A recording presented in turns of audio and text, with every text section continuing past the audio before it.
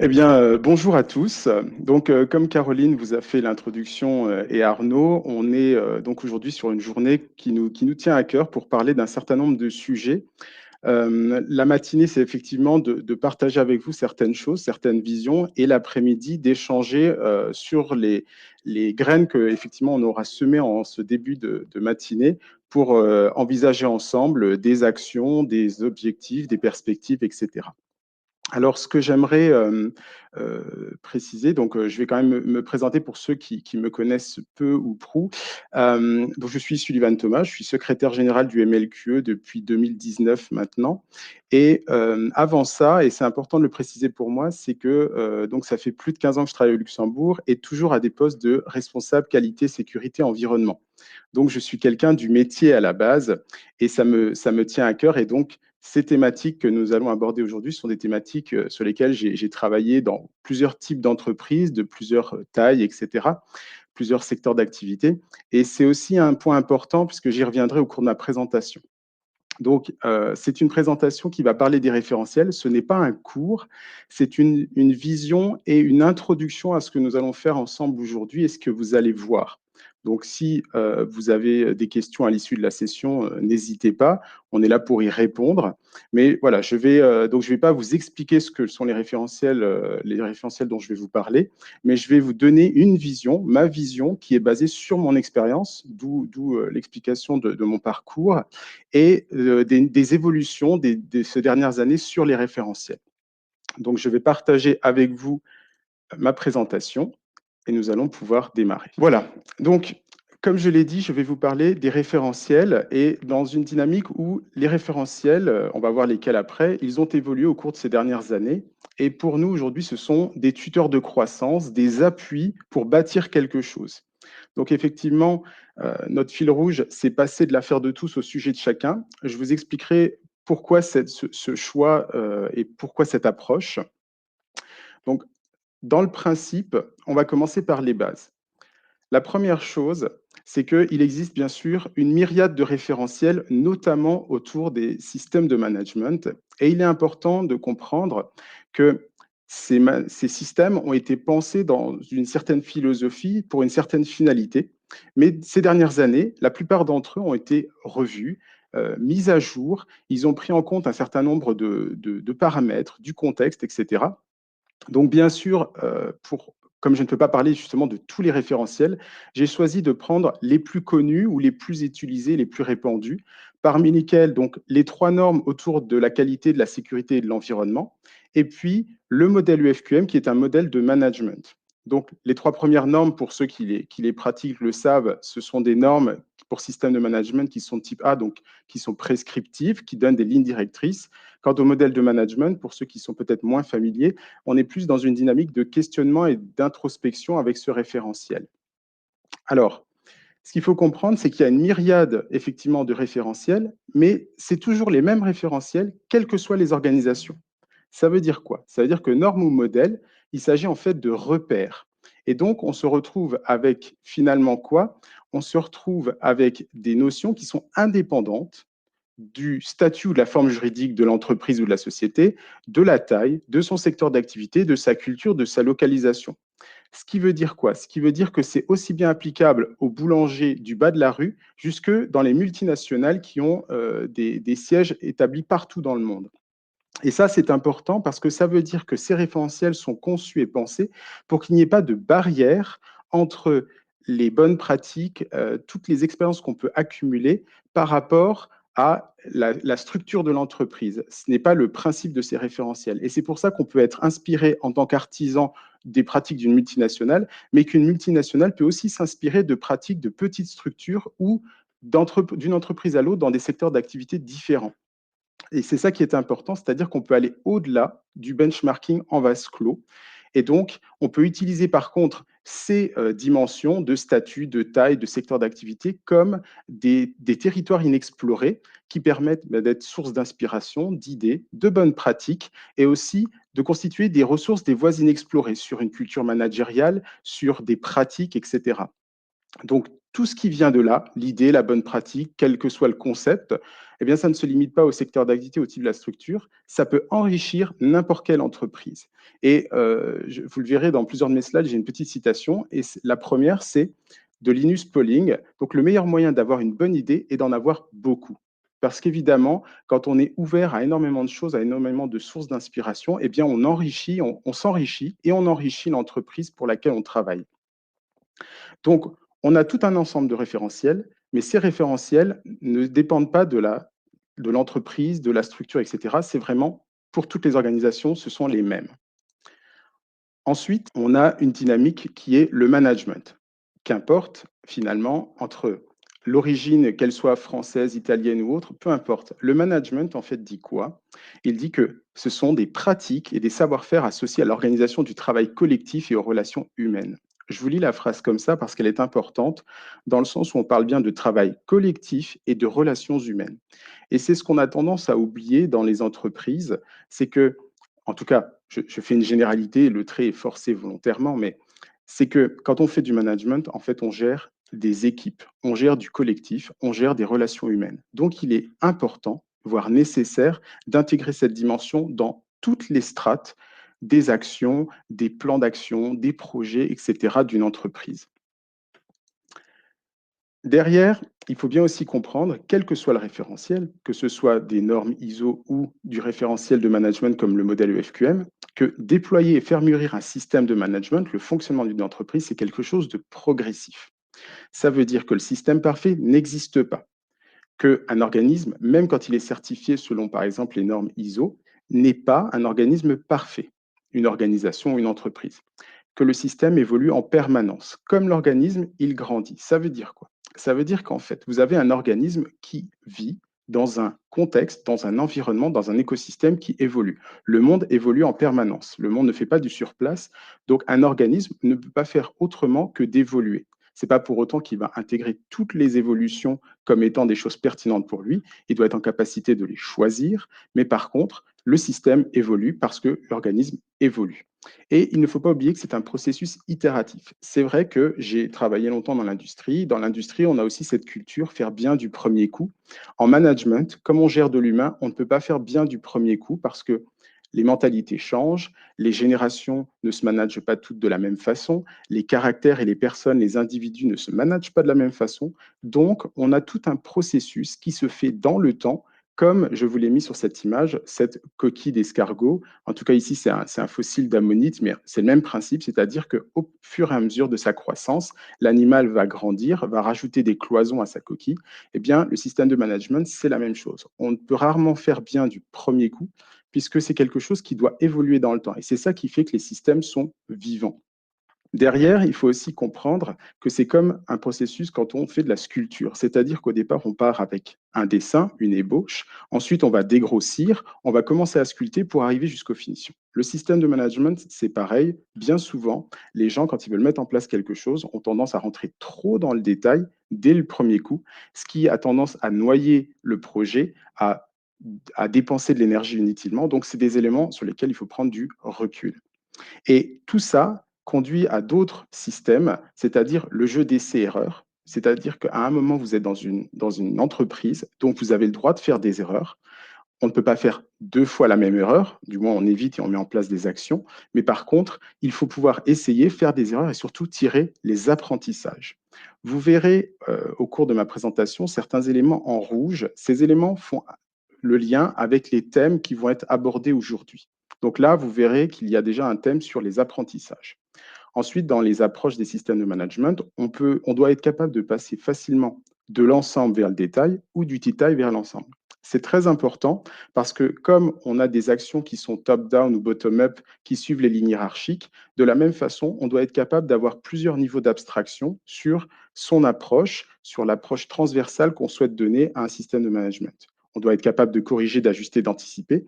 Tout ça pourquoi? Pour bien sûr saisir des opportunités qui se présenteraient, mais aussi les provoquer. C'est très important d'être en capacité de provoquer des opportunités, de les créer. Et dans cette dynamique d'apprentissage, d'essai-erreur, la deuxième citation que j'ai choisi de partager avec vous, c'était celle de Thomas Edison à propos de l'invention de la lampe, de l'ampoule. C'était qu'il disait: «Je n'ai pas échoué, j'ai simplement trouvé 10 000 solutions qui ne fonctionnent pas». Pour moi, c'est très important parce que c'est un état d'esprit et c'est une forme de posture. C'est-à-dire que on peut être face à de l'adversité. Comme l'a dit Caroline, on a vécu, en tout cas les derniers temps, des contextes particulièrement difficiles. Pour autant, on peut les voir, on peut simplement se focaliser sur les problématiques et les difficultés, ou on peut s'orienter vers la solution. Et c'est bien ça aujourd'hui qui est la partie la plus intéressante. Parce que quand vous êtes dans une période difficile, c'est là que se présentent des opportunités. Et comme vous le voyez sur le petit schéma que je vous ai mis, c'est-à-dire que ces difficultés, ces opportunités, elles nous sortent de notre zone de confort, on prend des risques, mais derrière, on peut aussi atteindre et obtenir des bénéfices, ou en tout cas au sens des avantages, des opportunités qui sont à saisir.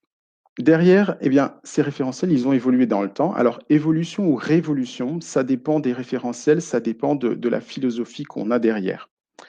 Je vais vous donner plusieurs exemples. Je vais prendre d'abord la sacro-sainte trinité du QSE, qualité, sécurité, environnement. À l'origine, l'environnement et la sécurité avaient des structures de normes relativement similaires et l'ISO 9001 avait sa propre structure. En 2015, la qualité et l'environnement ont intégré une structure similaire, tandis que la norme 18001 a attendu un petit peu plus tard. Le comité ISO n'était pas en capacité de se mettre d'accord et donc l'ISO 45001 a rejoint ce qu'on appelle aujourd'hui la High Level Structure, c'est-à-dire une structure des normes qui est cohérente avec d'autres normes comme l'ISO 27001 sur la sécurité de l'information ou ISO 50001 sur la gestion de l'énergie. 10 chapitres, bon, les 3 premiers sont génériques, mais les 7 suivants sont les chapitres standards qui permettent en fait d'intégrer le système de management, quel qu'il soit, dans les processus métiers de manière plus facile, d'avoir une approche par le management des risques, d'intégrer la notion de contexte de l'entreprise, d'identifier les attentes des parties intéressées. Alors, dans les systèmes ISO, on dit partie intéressée. Partie prenante est tolérée, mais c'est partie intéressée qui est repris dans la norme. Et les approches, le fait d'avoir une approche systémique dans la gestion du changement. Je vais revenir un petit peu sur ces notions juste après. L'objectif de tout ça, c'était quoi? Finalement, c'était d'être en mesure de fournir un ensemble commun d'exigences qui étaient structurées, qui étaient alignées, pour permettre une gestion efficace des processus et obtenir finalement les résultats que l'on attend. On est aussi dans des dynamiques de changement, donc dans des environnements qui sont complexes, exigeants et dynamiques, et tout ça dans une finalité de développement pérenne.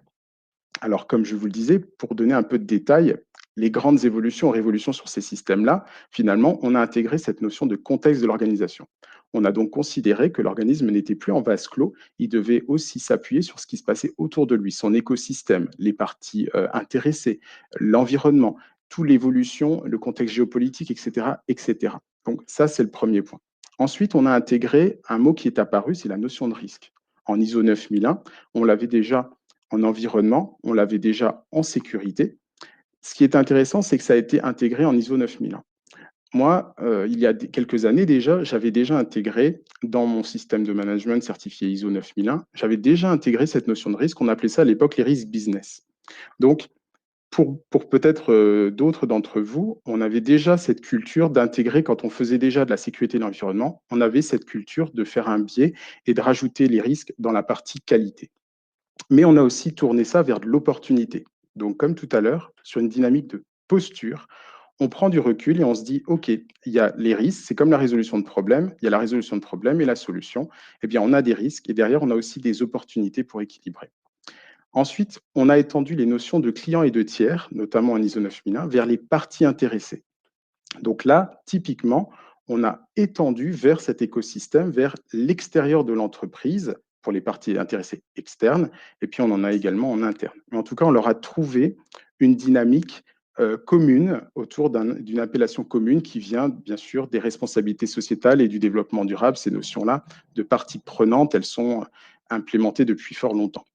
Ensuite, et peut-être le point le plus important, l'évolution du rôle de la direction. Donc, depuis avant les années 2000 jusqu'en 2015, le rôle de la direction tel que défini dans les normes a évolué.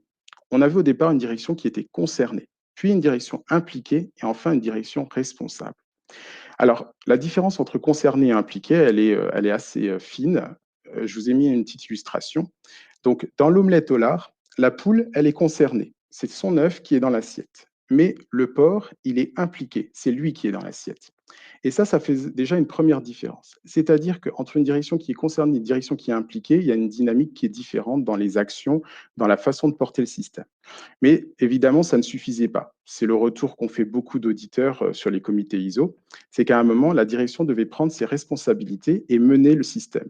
Pour ceux qui font le même métier que moi depuis assez longtemps, on le sait tous, quand on a une direction qui est dans une position qui se positionne vraiment comme moteur du système, ça marche et c'est beaucoup plus fluide que quand on a une direction qui assigne cette tâche à quelqu'un et qui lui demande de faire tourner le système.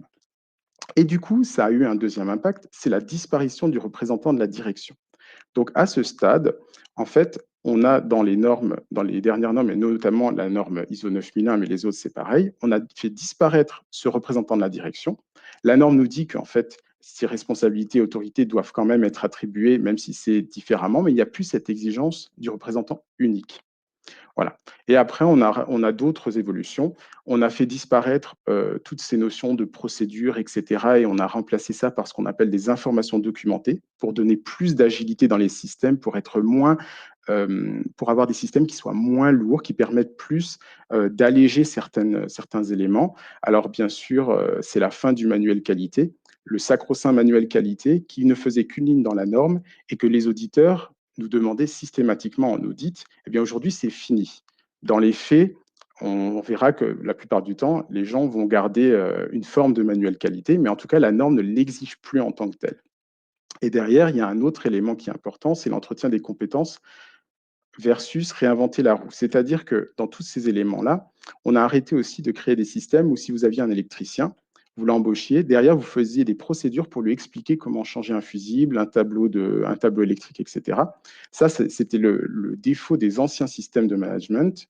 Et aujourd'hui, grâce au système d'entretien des compétences, des connaissances organisationnelles, il suffit simplement d'avoir une procédure ou une instruction de travail qui va gérer plutôt le côté sécurité ou le côté organisationnel de l'intervention, mais pas le fait de lui réexpliquer son travail, un travail pour lequel il a une habilitation, il a une formation. Ensuite, on a les connaissances organisationnelles. Les connaissances organisationnelles, c'est vraiment ce qui constitue le savoir-faire, la différenciation, la compétitivité d'une entreprise. Donc, toutes ces notions-là sont des notions qui sont soit nouvelles, soit qui ont évolué dans le temps. Et derrière, ben, ça questionne sur un certain nombre de choses. Par exemple, au niveau des managers, des chefs de projet, de nous, responsables qualité, sécurité, environnement, bien, comment ces fonctions vont évoluer dans le temps et dans quel sens. On voit aujourd'hui apparaître des intitulés comme agent de la transformation, consultant interne, manager coach, etc. Donc aujourd'hui, quelle est la direction, comment ces éléments vont être intégrés. Ensuite, à tous les niveaux de l'organisation, tous les métiers évoluent et la question qui se pose, c'est avec l'évolution des référentiels, eh bien, quelles sont les nouvelles missions et quels sont les nouveaux profils qu'il va falloir chercher.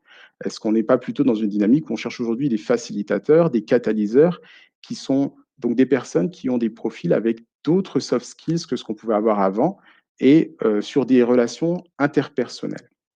Et c'est pour ça que c'est important de comprendre le fil rouge qui est de passer de l'affaire de tous au sujet de chacun, puisque l'affaire de tous au sujet de chacun, c'est vraiment pour nous le point d'orgue dans le sens où on a tous vu dans ces politiques que nous écrivions par le passé, où on mettait voilà, la sécurité et l'affaire de tous, par exemple. Moi, je vous ai mis une petite image du banc public qui doit vous interpeller. C'est que le banc public, il est à tout le monde. Donc, si je le prends chez moi, et que je le mets dans mon jardin, il y a fort à parier que la police va sonner chez moi et me dire que je n'avais pas le droit de le prendre. Oui, il est à tout le monde, mais en fait, quand quelque chose est à tout le monde, il est surtout à personne. Et c'est bien ça aujourd'hui l'enjeu, c'est de quitter cette affaire de tous et d'arriver au sujet de chacun pour que chacun se sente concerné par le sujet. Sur ce qui est deuxième référentiel, donc le deuxième référentiel par rapport aux normes ISO, c'est le modèle EFQM. Le modèle EFQM, c'est un modèle qui continue à affirmer un certain nombre de choses, c'est-à-dire la primauté du client, le besoin d'une vision long terme, comprendre les liens de cause à effet, qu'est-ce qui motive une action, comment on réalise cette action, pour quel résultat. Et à côté de ça, on a ce côté où ça continue de s'inspirer on va dire, de références fondamentales, les droits fondamentaux de l'Union européenne, la Convention européenne des droits de l'homme, etc. À côté de ça, il y a eu un renforcement sur le soutien de l'objectif des Nations Unies, donc le Global Compact et les 17 objectifs de développement durable des Nations Unies. Donc ça, c'était un petit peu les points d'entrée en fait pour la révision du modèle. Ce modèle aujourd'hui, EFQM 2020, il est basé, donc historiquement, il était basé sur 9 critères. Aujourd'hui, c'est sur 7 critères. On retrouve quand même l'essence de ce qui était partagé.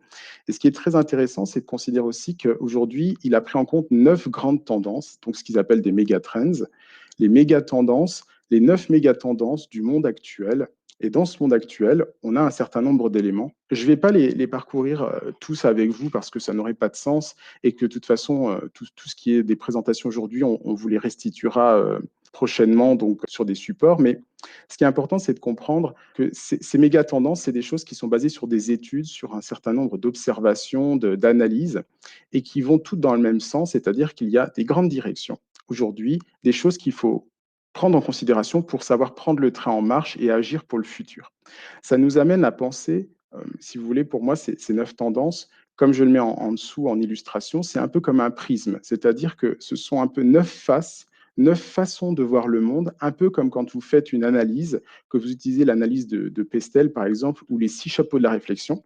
C'est-à-dire que pour chacune de ces 9 tendances, vous considérez toute votre entreprise, toutes ses activités, chaque action que vous mettez en place sous le prisme de ces 9 tendances pour essayer d'identifier les opportunités, les risques, les moyens d'action possibles. Voilà. C'est ça, de manière très schématique et très résumée, l'évolution du modèle UFQM 2020. Et c'est aussi, comme pour les autres modèles, on s'aperçoit maintenant qu'il y a des convergences. Alors, des convergences, puisque pour la présentation que j'ai faite sommaire des échanges et des évolutions des normes ISO et du modèle UFQM, on se rend compte que finalement, il y a beaucoup de points de convergence entre ces modèles. Le premier, c'est quoi? C'est de se dire qu'aujourd'hui, on a un système ISO 9001, par exemple 2008. Alors, je choisis, je parle plus de celui-là parce qu'on est dans la journée de la qualité, je connais les différents référentiels, ce n'est pas le souci, mais si vous regardez un petit peu au départ, on avait jusqu'à la version 2008, on avait un système où on reconnaissait, les gens du métier reconnaissent un peu le fonctionnement, c'est tiré de la norme. En 2015, on se rend compte qu'on a remis le leadership dans la position centrale avec des activités satellites. Quand on regarde le modèle UFQM, on avait aussi un ensemble de blocs qui étaient tous interconnectés. Et puis, dans la nouvelle représentation du modèle, on a aussi cet aspect où on a l'organisation au niveau central avec des éléments satellites. Et puis, finalement, on voit qu'il y a une certaine logique, puisqu'on a les opérations dans le modèle UFQM, on a les activités opérationnelles dans le 9001, on a tout ce qui est résultat d'un côté modèle UFQM, on a aussi tout ce qui est évaluation des performances et amélioration du côté ISO. Ce qui est important, c'est de voir, donc on a cet aspect, on a quand même une recentralisation avec des éléments satellites. On a aussi une organisation qui est positionnée dans un contexte, dans un ou plusieurs contextes et surtout un écosystème. Donc c'est vrai pour l'ISO 9001, c'est vrai et ça l'était déjà pour le FQM. Et aujourd'hui, on a aussi la volonté de mesurer pour des décisions éclairées. C'est très affirmé, ça a été réaffirmé principalement. Et l'objectif des normes, quelles qu'elles soient, donc les 4 normes que j'ai présentées aujourd'hui, c'est vraiment d'être dans une dimension, d'être moins sur le passé, moins à analyser le passé, ce qui s'est passé, etc., mais vraiment d'être dans une dynamique orientée vers le futur. Quelles sont les opportunités? Quelles sont les menaces? Comment je peux anticiper? Quelles actions je peux mettre en place dès aujourd'hui pour être dans la dynamique du monde qui évolue de demain. Voilà. Ça, c'est un premier point de convergence sur les aspects sur la philosophie. De là, on peut identifier un certain nombre de clés du succès. Alors, est-ce qu'elles sont toutes là? Je ne pense pas. Mais on voit bien que globalement, les deux types de référentiels entre les référentiels ISO et le FQM sont organisés autour d'un contexte, d'un écosystème. Donc, l'entreprise n'est plus en vase clos, elle est dans un monde qui évolue avec des interactions. Le deuxième point, ces interactions, elles ont lieu avec les parties intéressées ou parties prenantes selon le référentiel. Donc, on a une intégration, qu'elle soit interne ou externe, de leurs attentes, de leurs exigences, de la façon dont on les impacte. Ensuite, il y a une question qui est la question clé pour tout le monde, et encore plus dans des contextes comme les nôtres qui sont en pleine évolution, surtout après l'année qu'on vient de passer. Comment rendre le client acteur et cœur du processus de métier? Vous le voyez, c'est en rouge, ce fera donc l'objet d'un thème de l'après-midi. Derrière, eh bien sûr, que ce soit EFQM ou ISO, on est dans une maîtrise des processus, ce qui ne veut pas dire charge documentaire exceptionnelle. On peut faire des systèmes très légers et agiles. Comment évaluer les performances? Ensuite, avoir une approche systémique, avoir une démarche plus holistique, plus générale pour intégrer l'ensemble dans un tout. Et puis derrière, ces référentiels, ces méthodes standards, elles sont constituées de manière vraiment structurée et standard, mais pour des approches sur mesure. Donc, par expérience, ça fait plus de 15 ans que je fais ce métier-là et ça fait plus de 15 ans que je suis au Luxembourg, mais j'ai travaillé dans des petites structures ou des multinationales. Il faut se rendre compte que le copier-coller ne fonctionne pas. Prendre du copier-coller de ce qui marche quelque part et le réintégrer chez soi tel quel, ça ne fonctionne pas parce qu'il y a toujours une culture, un contexte, des personnes différentes. Alors, ces méthodes, ces référentiels, on l'a dit, ce sont des tuteurs. Est-ce nécessaire? Est-ce suffisant? La question à se poser, c'est qu'a-t-il fallu pour en arriver là? Les apprentissages, les opportunités, que faut-il et que faudra-t-il pour X? C'est-à-dire, que faudra-t-il pour atteindre nos objectifs demain? Que faudra-t-il pour gagner de nouveaux clients? Que faudra-t-il pour assurer la sécurité de nos collaborateurs, pour les retenir? Donc aujourd'hui, les objectifs, la performance, les valeurs, le sens de tout ça, ce sont des choses qui sont à poser et à travailler. Et j'aime bien cette maxime populaire que je cite, qui est: «Celui qui ne veut rien faire trouve des excuses, celui qui veut travailler trouve une solution». Encore une fois, on est dans une dynamique où on a un mécanisme de pensée avec cette citation qui nous invite à nous demander, ben, c'est quoi peut-être ma posture? Et c'est ce qui m'amène à la fin de ma présentation. Je suis dans les derniers slides. C'est aujourd'hui, pour moi, il y a un vrai intérêt de mon expérience et des échanges que je peux aussi avoir avec nos adhérents depuis que je suis au MLQE, c'est que la question qui se pose et qui est l'enjeu pour tout le monde, c'est comment on aligne tout ça de manière cohérente et congruente dans un monde qui est en perpétuelle évolution. Comment on aligne sa raison d'être, la raison d'être de son entreprise, sa vision, ses valeurs, ses missions, comment on déploie une stratégie cohérente à partir de ça pour obtenir des résultats et obtenir de la performance. Les résultats, c'est une chose, encore faut-il que la stratégie produise des résultats qui vont dans le sens qui est attendu. Et derrière, pourquoi pas aller vers de l'excellence, être source de bonnes pratiques, être un exemple à suivre dans certains domaines. Et aujourd'hui, dans ces postures-là, on reconnaît quoi? On reconnaît du leadership et du management. Donc, comment on fait pour passer de l'affaire de tous au sujet de chacun? Ça, c'est la question. Aujourd'hui, on sait qu'on a le leadership et le management. Le leadership, c'est vraiment l'idée de mener, mais mener comment? Mener par la vision, l'idée, l'intérêt, le sens. C'est-à-dire que l'autorité, elle n'est pas donnée par le statut, mais par la posture, le charisme ou l'aura. Ça, c'est vraiment basé sur le rayonnement de la personne. C'est une capacité à influencer, et influencer n'est pas un terme péjoratif ni un terme négatif, la capacité à influencer, motiver et fédérer finalement autrui, donc les gens autour de soi. Et cette dimension de leadership, elle est parfois synonyme, parfois antagoniste d'une autre dimension qui est le management. Le management, c'est l'organisation d'une équipe, d'un groupe. Donc on est dans une dynamique où on poursuit des objectifs pour atteindre des résultats, mais l'autorité du management, elle est définie par le statut, par la structure hiérarchique. Ce qui est important de comprendre, c'est que quand on parle de leadership, on ne peut pas avoir de leadership sans followership. C'est-à-dire que si on a un grand leader qui n'a pas de personnes qui sont prêtes à le suivre, qui sont prêtes à se laisser inspirer, qui sont prêtes à partager cette vision, eh ben, il n'y a pas de leader. Donc, il y a aussi une dimension là-dessus, c'est de travailler comment donner du sens. Parce qu'aujourd'hui, si vous dites à un enfant, alors on a quasiment tous des enfants, mais quand vous dites à un enfant, vous lui donnez une consigne, vous êtes son parent, en insistant un peu, en théorie, il est censé obéir. Un adulte, ça ne fonctionne pas comme ça. Dans le monde du travail, ça ne fonctionne pas comme ça. Les personnes, les adultes, ont besoin d'une raison, d'un sens à ce qu'ils font. Donc aujourd'hui, une fois que vous avez communiqué sur quelque chose, les personnes l'ont probablement comprise, elles ont accepté le fait que cette consigne, par exemple, existe, mais ce qui est surtout important, c'est qu'elles y adhèrent. À partir du moment où elles y adhèrent, elles vont travailler dans ce sens-là. Et donc aujourd'hui, comme on l'a dit en intro, le management, c'est un travail collectif et c'est sur la dimension humaine. Et bien la question à se poser aujourd'hui, est-ce que ce n'est pas la dimension humaine qui est la dimension à considérer? Et c'est finalement sur cette question ouverte qui va être suivie par les différentes interventions de la journée et les thèmes de l'après-midi que je finis ma présentation.